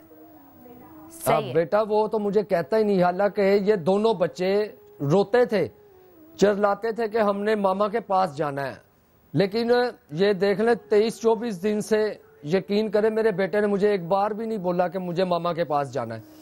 उसने कुछ देखा है तो वो डरा हुआ है ना, वो जाता ही नहीं उनके पास, वो कहता ही नहीं। और ये उसको मरियम को पकड़ा हुआ था, जब ये आई है उसकी बहन पड़ी तो 2-3 दिन बाद उसको छोड़ दिया। वो बाहर है और कहते हैं जी हमारा अपना तरीका कार है कि उसको क्या करना है क्या नहीं करना। ये वो तैमूर तो हमारे पास है ना, कुछ भी नहीं मतलब के बताते। पहले शुरू में डीएनए टेस्ट हुआ, उससे पता चला कि क्या वाकई वो लोग इन्वॉल्व थे या नहीं थे। और आपकी बेटी से मतलब खाला की क्यों दुश्मनी थी कि वो अपने शौहर के साथ मिलके एक 9 साल की बच्ची का रेप करवा रही हैं? नहीं, वो शादीशुदा नहीं थी, शादीशुदा नहीं, भाई बहन थे, दोनों भाई बहन है जी, भाई बहन थे। ओ हाँ जी, तो भाई बहन है दोनों, खाला और मामू। Yes, okay. तो मुझे ये बताएं कि दोनों मतलब बहन भाई के सामने 9 साल की बहन की बेटी का रेप करवा रही है, 2 और मर्द हैं, मतलब क्यों? क्या दुश्मनी थी? बच्ची के साथ क्या दुश्मनी थी? ये कुछ खाना भी खाया है, खेले भी हैं, कुछ भी समझ नहीं आ रहा। खाना भी खाया है। अब अब्दुल्ला बताता है, अब्दुल्ला मुझे अब बताता है आहिस्ता आहिस्ता, कहता पापा ये तो हमें बड़ा मारती थी। कहते मामू भी आशा बाजी को बड़ा मारते थे। एक चीज बताना और एक आध बार उसने मुझे बताया भी आयशा ने। अच्छा एक सेकंड आप, उसको बोला मैं, अच्छा मुझे ये एक चीज पूछना चाहता हूँ भैया कि आपकी और आपकी बीवी में जो अलहदगी हुई उसकी बड़ी वजह क्या थी? सर ये टॉपिक जो है ना मेरी नजर में कुछ नहीं, मुझे तो सिर्फ ना अपनी बच्ची जो मेरी इतनी मासूम बच्ची जो है उसके कातिल चाहिए। नहीं, लेकिन ये बड़ा जरूरी है। आइडिया लेकिन डिवोर्स क्यों हुआ मैं बताता हूँ आपको, मैं बताता हूँ। ये लोग जो है ना मतलब कि इन्होंने पहले ही कोई ऐसी प्लानिंग बनाई हुई थी। ये तकरीबन 1 माह में इनकी ना गुफ्तगू करने का तरीका बदल गया। और ये जो उसकी वालदा है नासरा खतून, इसकी मतलब मेरी साहब सास का नाम है, वो कहती जी ये तुम्हारे बच्चे हराम के हैं, तूने आज से 15 साल पहले ना कहा था तलाक दी तुझे।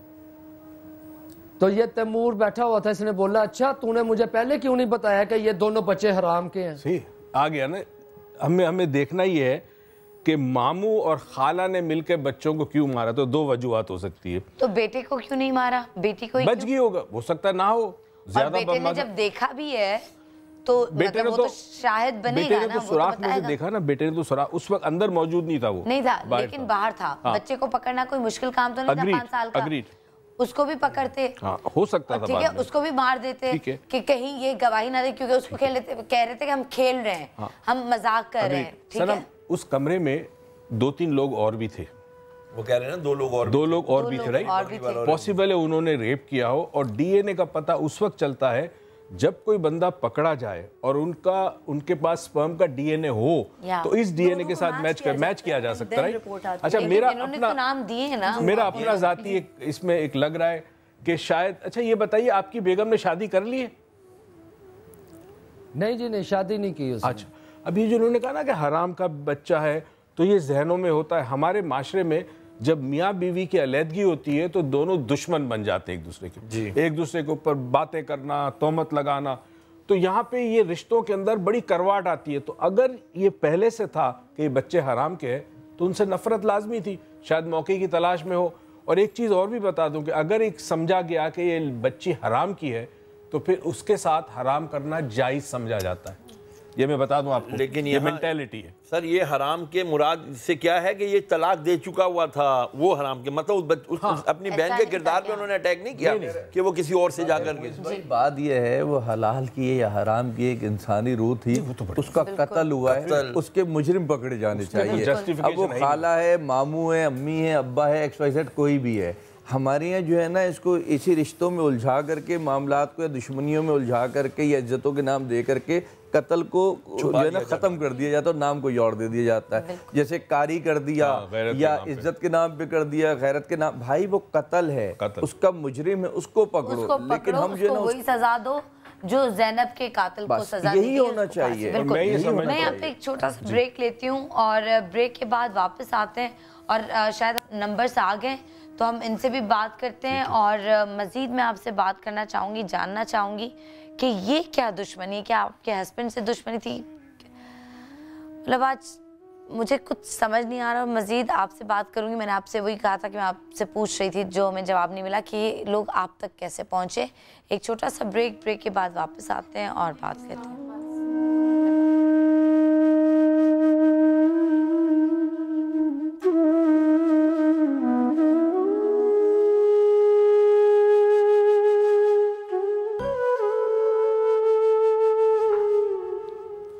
अच्छा जी, हम लोग वापस आ चुके हैं और आज जैसा कि आप सब लोग जानते हैं कि ज़ैनब केस, ज़ैनब हम सबकी बेटी, हम सबकी बच्ची जिसके साथ ज़्यादती हुई और उसके कातिल को और जिसने मतलब रेप किया उसको फांसी की सज़ा हुई। हम सब ने उस खुशी को भी सेलिब्रेट किया कि हमें इंसाफ मिला, उस इंसाफ को हमने सेलिब्रेट किया। लेकिन उसके बाद भी हमारी बच्चियों की, माँओं की, बेटियों की इज़्ज़तें लुट रही हैं। ये चीज़ें कब रुकेंगी, कब सबको इंसाफ मिलेगा? आज एक माँ मेरे सामने बैठी है जिसके सामने उसकी बेटी के कपड़े उतारे गए, उसको मारा गया, 7 साल की बेटी का रेप किया गया, उसके साथ अपने साथ रेप किया गया, बच्चों के सरों में छुरियां मारी हैं। एक बाप से बात की, उसने कहा कि मामू ने और खाला ने मिलके मेरी बेटी को रेप भी किया उसका और उसको कत्ल भी किया, साथ में और लोग भी थे। क्या हो रहा है इस दुनिया में, क्या हो रहा है पाकिस्तान में, क्या कर रहे हैं हम मुसलमान? मुझे कुछ समझ में नहीं आ रहा। किरण, कोई बात, कोई सवाल, और हम लोग जो है वो अख्तर मेंगल साहब को कॉल करने की अब बलोच नेशनल पार्टी से ताल्लुक़ है उनका, और हम सर आपको कॉल कर रहे हैं। अगर आपका कोई भी नुमाइंदा बोले, आपका कोई भी पार्टी का बंदा अगर आपको हमारा शो देख रहा है, बात करवाएं, हाँ, तो प्लीज़ आप हमसे बात करें। हम आपसे बात करना चाहते हैं क्योंकि एक माँ हमारे साथ बैठी है, हमारे घर और खाना खाया इन लोगों ने, आपके घरों पे आके लोगों ने खाना भी खाया है। अख्तर लांगो ने, अख्तर लांगो, और उन पे इल्जाम लगा रहा है बिलाल जो बंदा है कि मेंगल पे, अता मेंगल पे, हालांकि वो ऐसे फरिश्ते इंसान है। तो अब वो फरिश्ते इंसान कहाँ हैं? जब आपसे कांटेक्ट में भी थे, खाना भी खाते थे, तो फरिश्ते इंसान कहाँ हैं? मेरे पास नंबर होता या कुछ होता तो मैं डायरेक्ट बात करती हूँ।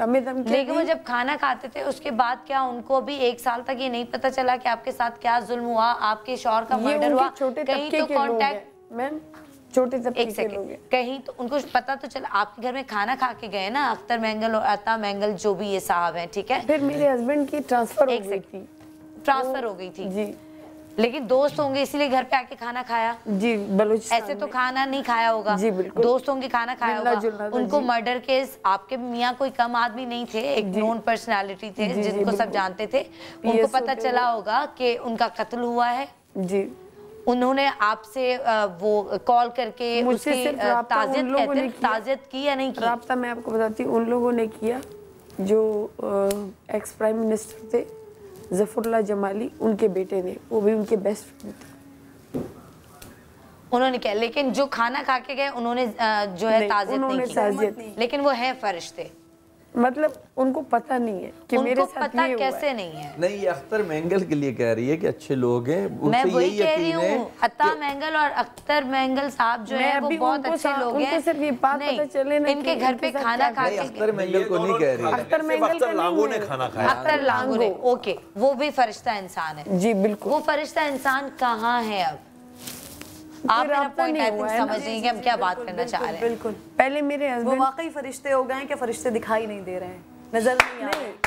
सही बोल रही है, लेकिन वो मेरे हस्बैंड जो थे ना डीजी नादरा के साथ स्टाफ अफसर थे पहले नादरा में। आपके हस्बैंड के कोई दोस्त लोग होंगे जो आपको इंसाफ दिलवाएं? कोई नहीं। कोई नहीं? कोई होता तो सामने आ जाता ना। आप क्या चाहती हैं? इस गुर्बत में सब साथ छोड़ देते, सबको ये डर होता है कि हमसे कुछ मांग ना ले। अपने सगे बहन भाई छोड़ के नहीं गए, बच्चों के लिए कुछ छोड़ के नहीं गए? जो छोड़ के गए थे वो जो छोड़ के गए वो कह रहे हैं कि सास ससुर को बोलते कहते हमारे पास है नहीं, वो नेशनलिटी ले लिए, ग्रीन कार्ड, अमेरिका चले गए। किससे बोले? चीफ जस्टिस ऑफ पाकिस्तान से बोले, ट्रस्ट में रहती है, चीफ जस्टिस ऑफ पाकिस्तान से बोले, वो माशाल्लाह हर जगह सूमोटो ले रहे हैं, खड़ी खड़ी दुकानें, पुराने मकानात गिरा रहे हैं। मैं तो खुद इसमें अभी जाने वाले भी अब जाने वाले भी हैं, शायद कोई वो मुदावा कर जाए। मैं तो खुद रिक्वेस्ट करूंगा चीफ जस्टिस साहब से कि इस केस को किरण कहना चाहती हैं, आप आर्मी चीफ को कहना चाहती हैं, बोले, बिल्कुल अभी बोले, कहना चाहती हैं आज अभी मैं सबको बोल कि हमें इंसाफ दे, वहां देख के बोले, मेरे बच्चों को इंसाफ दे। मेरे मुखातिब करें chief justice of chief Pakistan को, जस्टिस ऑफ पाकिस्तान को मैं मुखातिब करती हूँ कि हमें जो है इंसाफ दे। जो मेरे शौहर के बेंगलो हैं, गाड़ियाँ हैं, कहते हैं कि इनका कोई पैसा नहीं है, हमें 1 रुपया नहीं। पैसा वैसा छोड़ दो, हमें कुछ नहीं चाहिए, अल्लाह करेगा मदद हो जाएगी, वो सब छोड़ दो। सिर्फ चीफ साहब से ये मदद मांगो कि मेरी बच्ची और मेरे साथ होने वाली जाती का हमें इंसाफ दे। हमें इंसाफ छोड़ दो, पैसा घर जायदाद सब छोड़ दो, सिर्फ जो जातियों के हमें दर्द ये नहीं हो रहा कि पैसा चला गया, हमें दर्द ये है कि आपके पास आती हूँ ना, आप ऐसे फरिश्ते इंसान हैं कि आप मुझे रिक्शे तक के पैसे देते। हमें छोड़ो, वो तो अल्लाह कराता है सारा काम। बात ये है कि अपने जो चीज़ तुम्हें चाहिए ना, जो तुम्हें चाहिए या जो हमें ख्वाहिश है कि तुम्हें दें, वो हमारे बस से बाहर है, वो अदालत ने देनी है। मैं आपको ऐसी बात नहीं बता सकती कि इन लोगों ने ऐसा किया है, मेरी ब्लीडिंग नहीं रुकी। ये चीजें ना, ये हमारे लिए सनम बैठ के ये चीजें सुनना कितना मुश्किल है, शर्म की चीज है। इस खातून के लिए आप सोचेंगे, हमारे लिए हमें बताना इनके लिए कितना मुश्किल होगा। जिसने बेटी को देखा है, यहाँ पे भी छुरियों की कोई निशान है? कुछ ये मारे मारे जी, ये पीछे पीठ पे आप देखिए सारे, यहाँ पे सारे नाखून मारे। देखें मेरी बात सुने, ये सब ब्रूटैलिटी हुई है, लेकिन वही बात है ना कि आप जब तक इसकी सजा नहीं देंगे खुलकर सरेआम सजा दें। एक तो आपका शुक्रिया किरण, आपका बहुत शुक्रिया। अस्मा हमारे साथ थी एंड आपने हमें थोड़ी देर के लिए ज्वाइन किया, लेकिन आपका होना भी हमारे लिए बहुत इम्पोर्टेंट था। तो मुईज़ भाई आपका शुक्रिया, शहरयार भाई आपका शुक्रिया। बट मैं चाहूँगी कि हम लोग अख्तर मैंगल साहब से और अता मैंगल साहब से कांटेक्ट करें, इनको इंसाफ दिलाएं। पहले जो इनकी इज्जतें लूटी गई, इनको मारा गया, उसका इंसाफ, इनके हस्बैंड का मर्डर हुआ, उसका इंसाफ, और फिर जो इनकी छत है, इनका पैसा है, जो इनका हक है, जो इनकी बेटियों का हक है, वो भी नहीं मरना चाहिए, वो भी मिलना चाहिए। तो मैं इंशाल्लाह इन फरिश्तों से कांटेक्ट करने की कोशिश करूंगी। अगर आप सच में फरिश्ते हैं, यकीनन आज का शो आपके कान तक जरूर पहुंचेगा। अगर आपकी नजरों तक नहीं पहुंचेगा, कान तक जरूर पहुंचेगा। पूरी मीडिया सुन रही है, और पूरी मीडिया सुन रही है। कोई आवाज उठाए और इस खातून के लिए और उस बच्ची के लिए, जो 7 साल की बच्ची जो अब 8 साल की हुई है, हम आपको बता नहीं सकते कि किस तरह उसके साथ रेप किया गया, किस तरह ज्यादती की गई, सीखें और वो क्या इस्तेमाल किया गया है। मतलब मेरी बेटी ने ऐसे उठा के लाई है, ब्लड नहीं बता सकते। मतलब ये औरत खुद नहीं बता सकती कि एक खातून जिसके बच्चे उसके साथ किस तरह रेप किया गया। हमें इंसाफ चाहिए। ब्रेक लेते हैं या मुझे बल्कि इजाजत देने की अगर सिर्फ इजाजत है तो फिर अख्तर मेंगल साहब आपका नाम ले रही हैं ये खातून के वो बिलाल अख्तर मेंगल का नाम यूज करता है कि मैं उनका बंदा हूं और खुदा के लिए अता मेंगल साहब और अख्तर मेंगल साहब अब आप इस औरत के लिए आवाज बने, आप इस औरत की आवाज बने और इस औरत को इंसाफ दिलाएं। सिर्फ और सिर्फ ये मेरी आपसे रिक्वेस्ट है। छोड़ना मत इसको, पाया तकमील तक मैं बिल्कुल वही सारिन भाई को कह रही हूं इसको हमने कंटिन्यू करना है। आप सबसे इजाजत, इंशाअल्लाह ताला जिंदगी रही, अल्लाह ताला ने चाहा तो आपसे मुलाकात होगी। पाकिस्तान जिंदाबाद, इंसाफ जरूर मिलेगा।